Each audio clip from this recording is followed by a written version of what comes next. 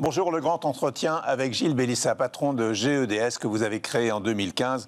Vous êtes une sorte de docteur miracle, c'est-à-dire que vous permettez à des étudiants qui sont un peu en carafe de trouver les meilleures universités de santé en Europe. On va venir en détail sur le fonctionnement de GEDS dans un instant, mais l'idée est née comment? Je crois que l'idée est née d'un cas familial. C'est exactement ça. D'abord, merci de me recevoir, Michel, c'est très gentil à vous. Oui, l'idée est venue, en fait, tout simplement, mon fils, comme beaucoup d'étudiants, voulait faire des études de santé. Il a passé le concours de médecine en France. Et là, s'il n'a pas eu la formation qu'il a souhaitée, et de là est né GEDS. Alors, on va voir comment ça fonctionne dans un instant. On va d'abord voir en chiffres ce qu'est aujourd'hui GEDS, avec Virginie Mas. GEDS est né en 2015 d'un constat, il n'existait pas ou très peu de passerelles pour permettre aux jeunes Français d'accéder à des études de santé en Europe. 6 ans plus tard, ce sont 2500 étudiants inscrits dans 3 universités partenaires au Portugal qui dispensent 8 formations. Tous les ans, le nombre de candidats double. À la rentrée 2021, ce seront 10 000 candidats qui tenteront d'accéder à ces enseignements. Mais voilà, la sélection opérée par les universités est rude. Seulement 700 seront admis. 2 derniers chiffres, et non des moindres, le taux de diplômés atteint 85% et 98% des diplômés trouvent un emploi dans les 6 mois qui suivront la fin de leurs études. Bon, tout ça est très beau, mais qui peut en profiter, Gilles Bélissa? En fait, tous les étudiants européens peuvent postuler au sein des universités portugaises. C'est assez simple, en fait. Vous postulez par l'intermédiaire de la plateforme Hippocrate qu'on a mis 4 ans à développer. Et aujourd'hui, en fait, tous les étudiants qui ont un bac scientifique à dominante scientifique peuvent postuler pour faire toutes les formations de santé dans nos universités partenaires. Comment ça fonctionne? En fait, c'est relativement simple. On a une plateforme qui donne accès à la fois aux étudiants, à la fois aux universités. Et nous, en tant qu'administrateurs, on fait le lien et le pont entre les deux. En fait, les étudiants qui souhaitent faire des études de santé postulent en ligne sur une plateforme complètement automatisée. Les universités proposent des formations avec un nombre de places. Tout le monde postule et les étudiants vont être classés suivant des critères prédéfinis qui sont définis notamment par la loi au Portugal, mais qui pourraient être différents dans d'autres pays d'Europe. Vous êtes le seul à faire ça? En fait, on est les seuls à faire ça comme ça, puisqu'en fait, on est les seuls à ne pas prendre d'argent aux étudiants. On a souhaité être tout à fait transparent dans notre organisation. Nous sommes une organisation qui est nos clients, ce sont des universités partenaires, et on travaille pour gérer leur internationalisation, on gère leur candidature internationale. Donc en fait, on facilite la vie des facs, mais grâce à ce procédé, on facilite la vie des étudiants. Alors les étudiants, ça leur coûte rien? Alors oui, ça va leur coûter le montant des frais d'études, mais c'est exactement le montant des frais que vont payer les étudiants au Portugal.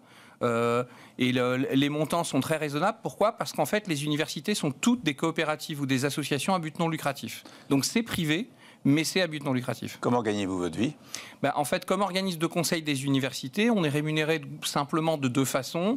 D'un côté, on est rémunéré comme organisme de conseil, donc on a une rémunération fixe que nous donnent les universités. Et de l'autre côté, on a une rémunération qui est principalement organisée suivant le nombre d'étudiants diplômés. Alors, on entendait tout à l'heure avec Virginie qu'il y avait 10 000 candidats par an, et vous en prenez combien? Cette année, on va en prendre, comme disait Virginie, 700. Effectivement, c'est pas beaucoup, mais on a énormément de chance. On a un doublement du nombre de candidatures par année. Si on a un doublement du nombre de candidatures, c'est que nos étudiants sont plutôt bien lotis, ils en parlent à leurs amis, et en fait, on le sait tous, j'imagine que vous avez été dans le même cas avec vos enfants, en fait, les étudiants vont principalement où sont leurs amis, et c'est comme ça que ça fonctionne le mieux. Mais il faut apprendre le portugais quand on va au Portugal. Alors, on a mis en place une organisation très facile, c'est-à-dire qu'en fait, toute la première année est en français pour les Français. Ouais. Ils vont prendre des cours de langue pendant toute l'année. Et donc, évidemment, ils ont l'obligation de parler la langue du pays. Alors, pour les Français, ça paraît une montagne absolument insurmontable, mais on est nous-mêmes étonnés. Au bout d'un an, les étudiants sont quasiment tous, je ne vais pas dire bilingues, mais ils parlent couramment pour pouvoir apprendre leurs cours et surtout comprendre la langue des patients. Parce que l'apprentissage de la langue, c'est obligatoire. Pourquoi? Parce qu'on est dans des métiers de santé et on doit parler la langue des patients pour avoir une compréhension totale. Alors, on va écouter 2 étudiants, Fabien et Marion, que Virginie a rencontrés, qui ont l'air satisfaits. On verra aussi après ce que vous faites de ceux qui sont déçus. J'ai tenté déjà 2 fois de faire PACES. Malheureusement pour moi, je suis passée tout juste à côté du concours. Vu que moi, c'était pour moi une vocation de vouloir faire médecine dentaire, la seule chose qui me restait, c'était l'étranger. Sauf que bien sûr, qui dit étranger, dit aussi budget. Et je ne pouvais pas aller dans n'importe quelle faculté.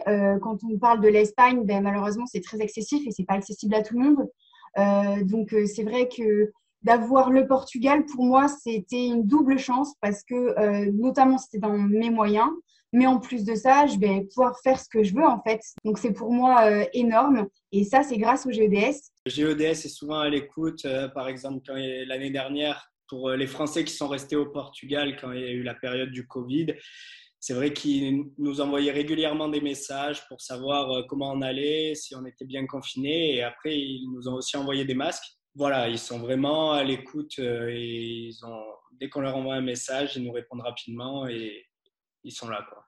Voilà, donc ils font partie des 700 qui sont satisfaits, qui sont retenus. Des 700 par an. 700 par an, oui. Puisqu'ils sont aujourd'hui plus de 2500 au sein des 3 universités avec lesquelles on travaille. Bien sûr, nous, on est très fiers d'eux. On est très fiers d'eux. Pourquoi ? Parce qu'en fait, aujourd'hui, être admis sont vraiment des étudiants méritants, travailleurs, courageux.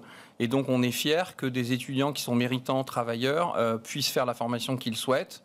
On a eu nos premiers diplômés il y a 2 ans. Les diplômés sortent chaque année. On est justement, le diplôme obtenu au Portugal est valable en France, j'imagine. C'est la même chose. Il est valable dans tous les pays de l'Union européenne. Ouais. Depuis 1998, le début de ce qu'on appelle grossièrement les processus de Bologne d'équivalence des diplômes, tous les diplômés européens peuvent travailler partout.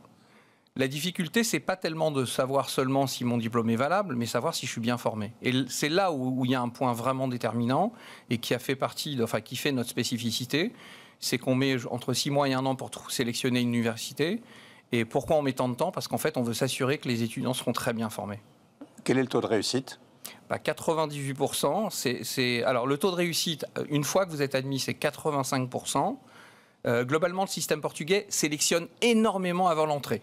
Donc c'est vrai que c'est difficile parce qu'on a, comme je vous le disais tout à l'heure, on aura 700 inscrits cette année pour près de 9 000, 10 000 candidats.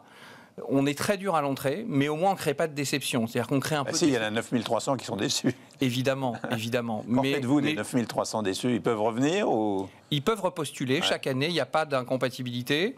La seule chose qu'il y a, c'est qu'au moins les élèves qui sont admis en première année, s'ils bossent sérieusement, ils vont être diplômés. C'est ça pour nous le plus important. Alors là, c'est une passerelle donc vers le Portugal. Est-ce que vous envisagez d'autres passerelles en Europe pour faire grandir GEDS ? Alors on discute avec beaucoup de pays, surtout avec beaucoup d'universités. On a...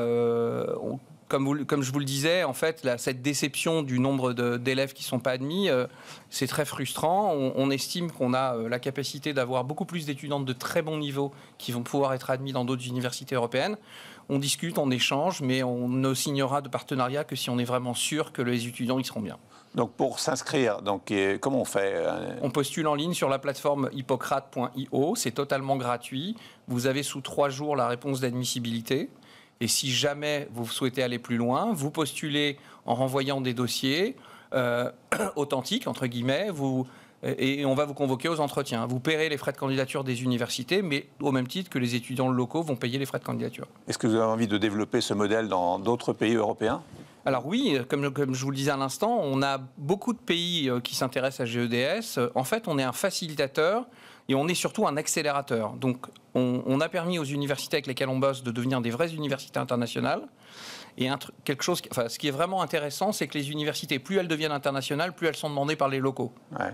Et en réalité, c'est vraiment un succès. C'est du gagnant-gagnant pour les universités comme pour les étudiants, et ça nous ravit. Combien avez-vous de salariés autour de vous ? Alors en fait, on a beaucoup de gens qui travaillent entre plein temps et temps partiel. On a 17 collaborateurs. D'ailleurs, je voudrais les remercier. Ils sont nombreux. Ils sont chacun très bons. Et sans eux, je ne serais pas où je suis aujourd'hui. Et je les représente aujourd'hui. Je suis ravi de travailler avec eux. C'est vraiment des grands professionnels. C'est une entreprise très rentable pour vous ? C'est une entreprise qui fonctionne bien parce qu'on fait bien notre travail et que les étudiants sont contents. Donc notre ambition, c'est pas d'accumuler un pécule, c'est pas du tout ça. Notre ambition, c'est de grandir pour proposer plus de passerelles à plus d'étudiants vers plus d'universités. L'objectif, c'est d'arriver à quel chiffre ? On n'a pas d'objectif chiffré, on n'est pas, en fait, à la différence de beaucoup de chefs d'entreprise qui dirigent des startups, on n'est pas des frénétiques de l'attraction, de la progression exponentielle, etc. Ce n'est pas notre obsession. Notre objectif, c'est de pouvoir s'assurer que tous les étudiants seront au bon endroit et qu'ils pourront avoir un diplôme valable partout. Est-ce que vous avez un bon médecin ? Est-ce que j'ai un bon médecin ? Un bon dentiste ? J'ai un bon dentiste, c'est mon fils. Donc, effectivement, il est diplômé. Votre fils est à l'origine de GEDS. C'est exactement ça. Il est diplômé maintenant depuis 3 ans. Il vient de finir sa spécialisation en orthodontie et il travaille à Paris et il est ravi de son travail. C'est un bel exemple et c'est une belle histoire. Ouais, c'est sympa. C'est un super projet. Et en tout cas, merci de partager ça avec vous. Merci beaucoup, Gilles Bélissa.